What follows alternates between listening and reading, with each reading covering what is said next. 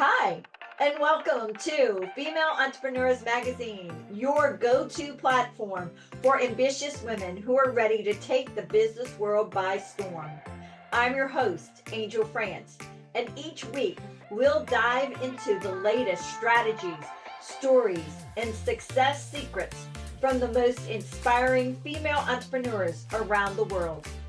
Whether you're just starting out or scaling up, this is your space to connect, learn, and grow alongside a community of trailblazing women who, just like you, they are making their mark in the world of business. From personal branding to powerhouse marketing, from leadership to lifestyle tips, we've got you covered. So get ready to ignite your passion, fuel your purpose, and unlock your potential with Female Entrepreneurs Magazine. Let's make this journey together and turn your entrepreneurial dreams into reality. Hi, and welcome to The Real Female Entrepreneurs. Today's guest is the creative force behind Green Glass Entertainment, a film and TV production company known for bold, impactful storytelling. As a producer, director, and writer, her credits include First Nations Comedy Experience. Okay, that has to be great with you. You are comedians. That has to be fabulous. The Eric Andre Show, Sunset Strip, and David Finch's The Killer. She's a proud member of industry groups like Women in Film and the Producers Guild of America. And she's currently developing not one, but two buzzworthy series, Teen Angst and Born Again. With roots in comedy and mentorship from the late esteemed writer and director, Lynn Shelton, our next guest blends humor and heart to create stories that stick. Let's dive into the creative world of Tabitha Bohannan. Welcome. Thank you. Thank you so much for having me. It's such a pleasure to be here. You're so amazing. I cannot wait to hear your story and how all this came about in your life. So what really had you become an entrepreneur and actually in the film industry and comedy? Well, actually, I pretty much I joke and I say that I was born into it. I was named after Bewitched, the TV show.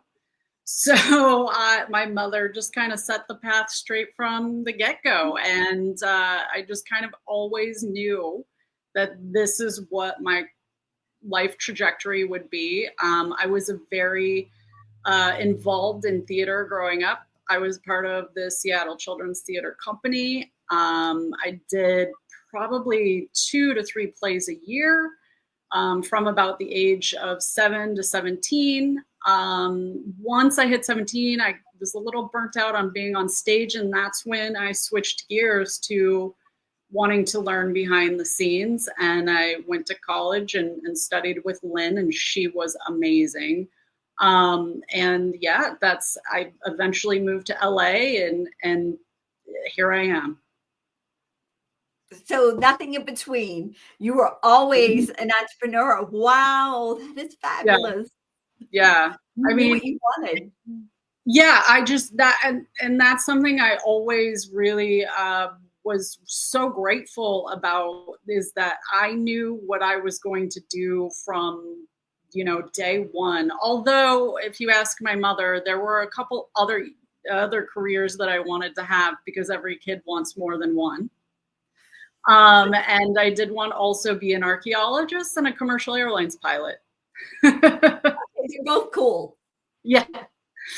Very adventurous. But they're both cool. They both have adventure involved in them. Mm-hmm. And I'm sure what you do has some adventure involved in it as well. A lot of adventure. And that is honestly, I think that's what keeps me in this industry, is that everything's always changing. You never know what's coming around the bend. And I love that. One of the things that as a producer, a lot of us like production management joke and just say, we're a special kind of crazy. because we thrive on the chaos and just you never know what's going to happen. So I think innately at the core, we are just born problem solvers. And that's really what has gravitated us to this. The adventurous problem solver. That's our new name for you. Yes, that's great. That's great. I love it. So with problem solving and everything, how do you balance a work and personal life as a whole? It can be quite challenging sometimes. Absolutely. Fortunately, for a good portion of us, we tend to, since we are entrepreneurs and we freelance a lot, we will be on a project for an extended period of time. Could be a week, it could be a couple of years, and then we'll have a break. So it does kind of balance itself out nicely in that, like when I take a vacation, oftentimes it's for a month. And you actually get a vacation. It's not a working vacation. Right. Well, sometimes it is a working vacation. It depends on what's in the pipeline and what projects are coming up. But yeah, usually I am personally pretty good at just taking a good month vacation. Often I go visit my family because they live in other states. So yeah, I take that downtime. I've really learned it's incredibly important for me to have, so that I'm not getting burnt out and I can be at the best of my game on the next project I'm on. Especially with that time off. And I find that's the way to help balance us a little bit, because we're always on the move. Yes, absolutely. Absolutely. And I need my sleep. I love to sleep. And so, yes, those extended vacations, that's probably what I'm doing. That is a key thing to anybody. We need some sleep. What advice do you actually give to other women who were thinking about starting their own business beyond maybe not getting some sleep? Well, I mean, usually what I suggest is just really kind of put yourself out there, test different things out, figure out what it is that you have a passion for. I mean, not everybody was fortunate like me to know that this one thing is my passion. It's something that just has been so embedded in me that it's a fortunate thing. But a lot of people, they know they want to do something different. They know they want to do something that feels important to them and is important, in the world. They just don't often know what that thing is. And so I always recommend volunteering. Take a day a week, 2 days a week, whatever you can spare, and just go and try out various volunteer activities. Be it, I used to volunteer at a horse rescue ranch. I volunteered with the Surfrider Foundation. I volunteered in early career on many a film, many a short film, many web series, just like whatever you think you might gravitate to and feel connected to, find a volunteer opportunity, because chances are there are some. I've never thought of it that way. That's a really that's usually my big takeaway. And I think that just birthed out of my own experience of, working in film. One of the things that we all knew going into it is you were going to intern, which is essentially volunteering. And, that's just how you broke into this industry, at least back in the dinosaur age. That's how you broke into this industry. And so, it just really taught me a good core lesson of, if there's something that I am finding myself interested in, just throwing myself into that world is the best way for me to figure out if I'm actually invested in that. Awesome tip. I love that one. What about somebody who's maybe been in business for a little bit and there might be struggling with a few things? What would be a good tip for them to move forward past the struggle? That is a hard question to answer. just believing in yourself. Just thinking about myself, trust me, working in the entertainment industry, it's not easy. There are many challenges that you'll face, and it's just having that goal. It's knowing the thing that you're just trying to meet and just continually working on it and allowing whatever comes your way to just be a teacher. And to find like, okay, oftentimes I do ask myself, when something isn't going as smoothly as I would personally like it to, I look at every angle of it and I think, okay, what is it that this is trying to teach me? Because it's trying to tell me something. And what it's trying to tell me is, there is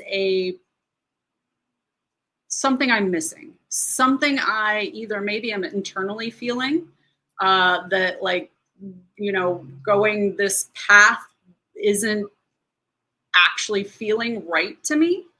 Or it could be, oh, I subconsciously know that there's an easier route to this and I am just overlooking it. So, I mean, like it's telling you something, it could be really anything. And so that is what I find that works best for myself is when things are just feeling challenging and they're not necessarily flowing, to just step out of it, take a look at it and go, what is this actually trying to tell me? I agree with that because that is just the main key. Because I mean, we all get no's, correct? Oh yeah, yeah. Especially in your industry. Mm-hmm. Yes, you will get more no's than you will forget there is a yes along the line somewhere. You've gotten so many no's. Yeah, absolutely. I agree with that. I was in a business one time when I actually got 100 straight no's. Oh wow, really bad. I mean, but that teaches you resilience and it really helps you hone in like what you're trying to do. Yeah. So knowing that we get no's, knowing that life happens, knowing that situations come up, do you mind telling me what you've learned in business? What would you go back and tell that 18-year-old self? Oh boy. So much stuff. So much stuff. Well, first I would give myself the advice I literally just gave in, testing the waters and figuring out what exactly it is that my passion is. I did, to full disclosure, I did float around in this industry for, I would say at least a good decade without having a real direction and knowing what angle it is that I actually wanted to go. We were speaking earlier, and when I was in college, I studied to be a director of photography. I've never been a director of photography on set, not once. I've never even run camera on set once, So it just, I mean, oh, there's so much. It would just really be learning to have a focus and learning to have a direction, I think is the biggest thing that I, in hindsight, look back and wish I could go back to that 18-year-old Tabitha and tell her, have a direction, figure out what that is and keep working for it and know that it's going to change, but have an actual direction as opposed to just being like, okay, I'm here, give me a job, So that, I think that would be the biggest nugget of advice I would give to 18-year-old me. I love the fact that you actually give advice, but you do it in a subtle way that makes us laugh. So thanks. Oh, thank you. She probably doesn't even realize that she does it, but that's what she does. All right. What is one key strategy that has helped you scale your business? Connection. Networking, being open to working with everyone, just saying yes. Oh, there's the movie. It's Jim Carrey's Yes Man. I think of that movie so often, it's kind of ridiculous how often I think of that movie. Because for me, like, opportunities will come up and I might be tired, there's a screening that comes up or a networking party or someone invites me to coffee that, maybe I've met in passing, and I'm the whole work-life balance, but I'm tired. That movie comes to mind, and I think I should say yes. So yeah, it's yes. That's what it is. That's the answer to that question is yes. Say yes. I can see you saying yes a lot. Yes. Mm-hmm. Yeah. Absolutely. All right. How do you stay innovative in your business and to remain competitive? Keeping up with industry trends, especially right now. This industry is in quite the shakeup, I guess you could call it. So it's a lot about learning what else is going to possibly come down the pipeline. I have been actually, for me personally, I've been taking some classes on AI. And learning what are the possible, AI softwares that as a producer, I might need to know about, or I might even need to know how to use. It's, with the influx of social media, and YouTube, it's knowing about those types of mediums and what they are capable of, and just how to navigate them. So for me, staying innovative is really having a good grasp of information and knowledge. Learning every country right now, every state right now is creating their own tax incentives. And as a producer who handles budgets and finances, I need to know that. And so I need to know about all of the countries, not just the US. I need to know about all of the states, not just California. So it's staying on top of the information that's out there and taking it upon myself to really just do the legwork to gain that knowledge. Yeah, especially what you do with the finances and getting the money added back in is key to having a successful film. Absolutely, yes. Absolutely.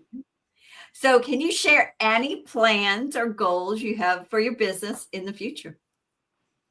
Well, right now my co-creator and I are working on, we're pitching a couple of TV shows. And so right now, I can't go into a lot of detail because we're on NDA with those, but we are hopefully will be putting out our own TV shows in the next year or two. So it's really exciting. And it's earlier I was talking about having direction, giving 18-year-old me a direction. This is what I finally figured out is just as a whole, I'm a storyteller. It doesn't matter what position I'm doing in this industry. My main job and what I give back to, everyone else, the audience, is telling a story. And I found that direction of creating those stories through my own words and my own experiences. So that's been really fun and really exciting. And I am so grateful and looking so much forward to see these come to life. I can't wait to see them. They're going to be really a lot of fun.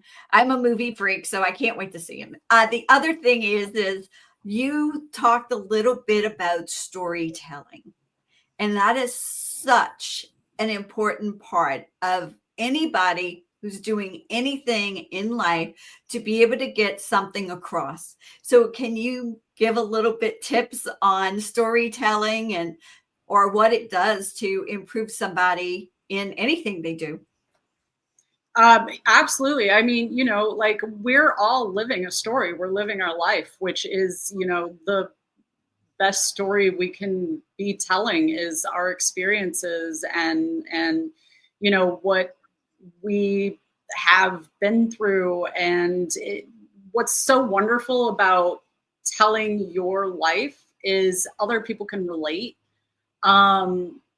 I did study psychology for quite some time, which actually really helped my storytelling in a way that you wouldn't realize it does, but it did, because I understood other people so much better that now when I create characters, I'm able to really understand the inner workings of different personalities and how they, mix together, or what this event that someone experienced might, bring up. And so, yeah, as far as telling stories, I think the greatest thing you can do, and even if you go back and you look at, the fairy tales and fables that we've all grown up with, any of the books like Shakespeare, there are all these amazing stories, and as kids, even, we want our parents to read us books and tell us stories.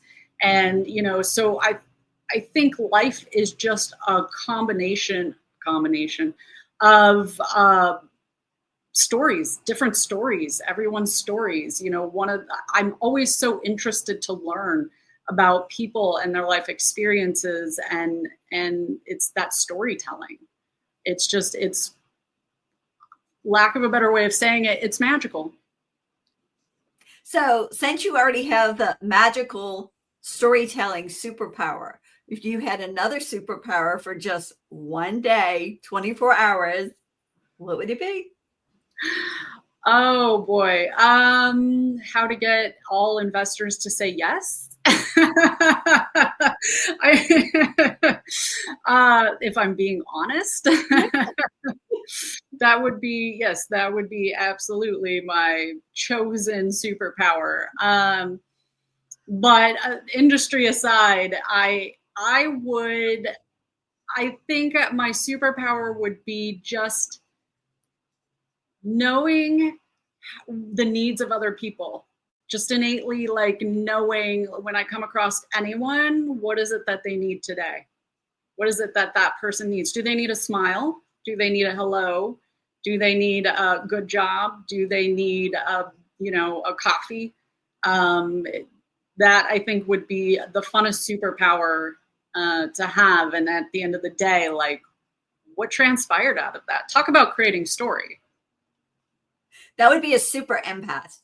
Mm-hmm. Yeah. Be able to feel everything and know exactly what somebody would want. Yeah, absolutely. So what is one fun fact about you that not many people know? Oh, I ride horses, and I actually started only 2 years ago. And I just woke up one day and decided I was going to do it. I had a dream that a friend of mine was trying to get me to ride horses, and I just kept in my dream saying, "You're nuts. Why would I do that?" I did not grow up around horses. I think I maybe had one friend who rode horses, but we never talked about it. And so, yeah, I just woke up and I said, like, that's a challenge. I'm going to take that and I'm going to meet it. And I completely have fallen in love with it. Wow. Do you own your own horse yet? Or do you go to the stable? No, not yet. I would love to someday. That's a goal. Someday I would love to, but yeah, not yet. No. All right. What about a book besides any what you've written or co-authored? What is a book that you love? Oh, my favorite book is Not Without My Daughter. It's I read it in high school and I loved it. And it's about a woman who gets stuck in the Middle East and has to escape with her daughter. And it's very it's about the treatment of women and their loss of rights in those countries, and it's very powerful. Actually, Sally Field made a movie. I want to say it was in the 80s. I believe it's in the 80s. She starred in the movie that is this book, and it's phenomenal. It's just it was back in the 90s. My first read about any of that type of treatment that women, outside of the U.S. would have, and it was very profound to me because I grew up here. And I'm very blessed and fortunate to have the rights and that I do have. And so, yes, this book is very moving, and I've told everyone I've ever met to read it when it comes up, and I love it. And yes, that book. So it's on the book list now. Trust me. Yeah, all right.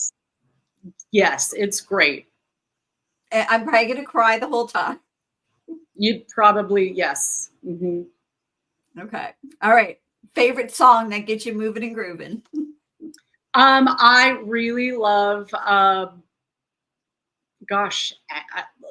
every song. I grew up in the 90s in Seattle. So I think of myself as very musically fortunate. I don't know. I really love Bad by Michael Jackson. That's one. I like Michael Jackson. Yeah. I mean, honestly, like anything from punk rock. I grew up on punk rock music, to classical music. I love all genres of music. And so, yeah, it's hard to choose just one. It really is, especially when you're getting music created new, even for movies. I mean, you get those and you're like, okay, nobody knows them, but it's like one of my favorite, like, go-to theme songs, possibly. Yeah, absolutely. I remember, and I cannot think of the name of this song, but every once in a while, like, I'll be watching a movie and a song will play in it and I'll get obsessed with that song. And the one that just popped into my head was Mean Girls, the movie Mean Girls, the original. And there was a song in it that was very, I want to call it, it's not techno music, but there's some techno elements into it. And I was obsessed with that song for the longest time. I will, like I said, a song will come up and I'll play it on repeat. And it just, until the next one comes up, it's what happens. What about a favorite quote? Do you have a favorite? There's one that often comes to mind. I mean, I have many quotes that I love, but the one that I do tend to think about fairly often is Wayne Gretzky said, "You miss 100% of the shots you don't take." Mm-hmm. And I love that quote because it reminds me to do Jim Carrey, say yes. Just do it. Just try it. I love the correlation. Yeah. Mm-hmm. Yeah. So that's one of my favorite quotes. I do think of it often because, like, it's so true. It's just so true. Mm-hmm. It is. It's a true statement. I mean, what we don't try, guess what? Nothing. It's not, yeah. Yes. Yeah. Mm-hmm. So how do you stay motivated? I think I stay motivated just by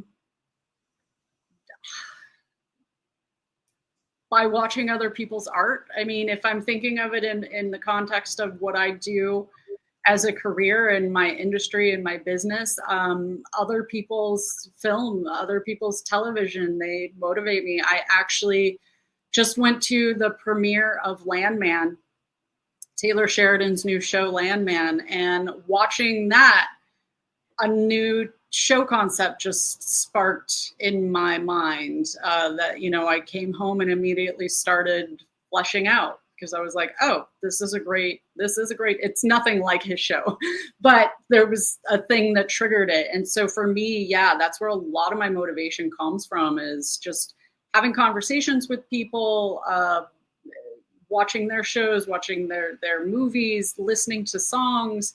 Other people's art really helps me stay motivated. I get that. I love art, so I'm a little freak about it. So I love going out, doing the same thing. And you know what? Do you realize that the more you do it, especially in what you do, but the more you look at the different types of art there are and different things like that, it brings up more ideas in your head, like you said. Absolutely, yes. Absolutely. That's why I have a co-creator. I I always say I am better in a group, because other people spark ideas for me, as do I them. And so I love the group dynamic. I love working with people. I just, even walking my dog down the street, I can see something in it, might spark an idea for a new, story. Yeah, the everything around us is capable of having a story told about it. So not to lose that idea, what is the best way that you remember it? Do you take out your phone? Do you record it? Do you write a note about it? What is your best way? Yeah, I usually just take out my phone and jot the idea down in my notes. Otherwise, I absolutely will forget it. It goes out the window.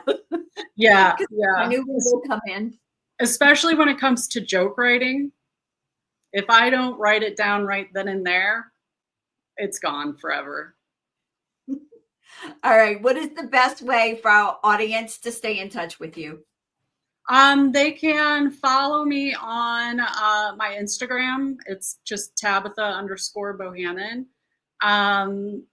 That's pretty much it. I don't engage in social media a lot. But I do have an Instagram. I do have a business Instagram, although it's just there. I haven't really put anything into it. It's just Green Glass Entertainment on Instagram. Those are the best ways to keep in touch with me. That's awesome. And is there anything else you'd like to share with the female entrepreneurs out there that you want to discuss more with, or give them another tip?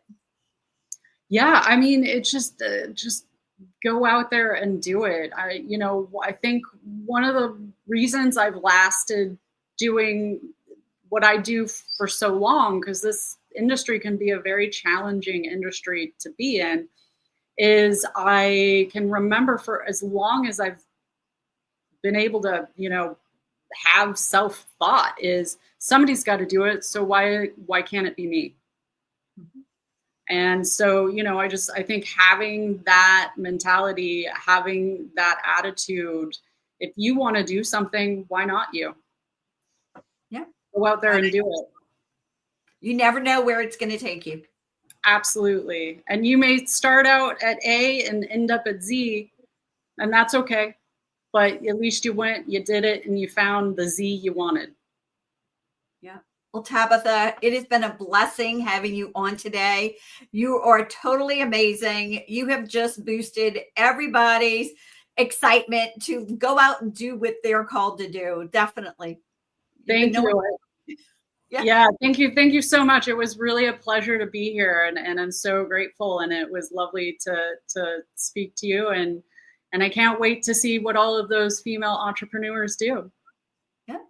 All right. Thank you. Bye-bye. Thank you so much for tuning in to this episode of Female Entrepreneurs Magazine. I hope you found inspiration, actionable tips, and a sense of connection with our incredible community of driven women.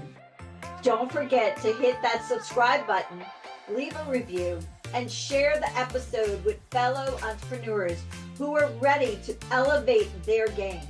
Remember, your success is just the beginning, and we're here to support you in every step of the way. Until next time, keep shining, keep thriving, and remember, you have the power to create the business and life of your dreams. Stay inspired, and I'll see you in the next episode. Bye.